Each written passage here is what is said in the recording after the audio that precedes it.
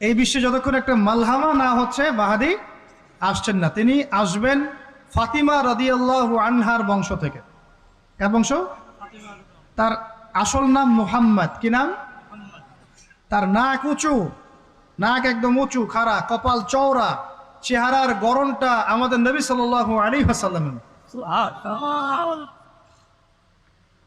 তার বাবার নাম হবে আব্দুল্লাহ, তার মায়ের নাম হবে আমিনা। তিনি দায়িত্ব নিতে চাইবেন না, তিনি দায়িত্ব নিতে চাইবেন না।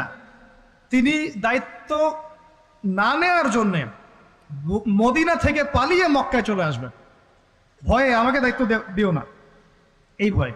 ও তিনি আরবি ভাষায় কথা বলবেন, বাংলা ভাষায় না। এখনকার মাহাদিরা পাঞ্জাবি ভাষায়, বাংলা ভাষায় কথা বলে, ঠিক আছে?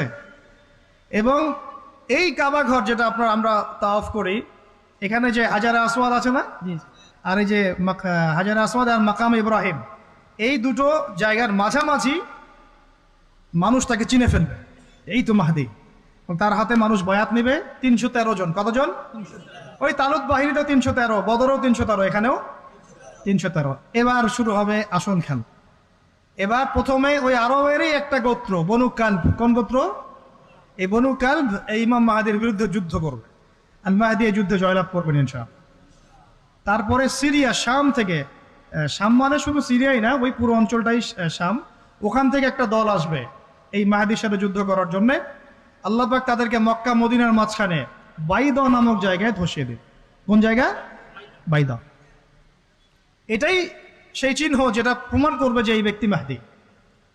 কথা বুঝতে পারছি? এরপরে মুসলমানদের আর কোনো পতন নাই, আর পিছনে ফিরে তাকানোর কোনো সুযোগ নাই। মুসলমানরা